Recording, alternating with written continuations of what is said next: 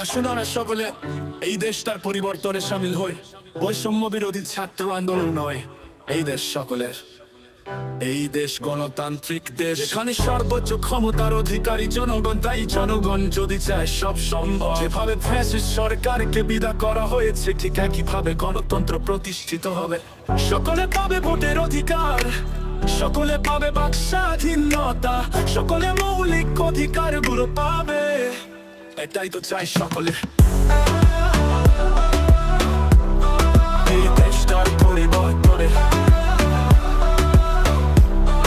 এই দেশটার পরিবর্তনে, এই দেশটার পরিবর্তনে, এই দেশটার মনে রাখবেন দেশটা কারো বাপের না। মনে রাখবেন দেশটা কারো বাপের না।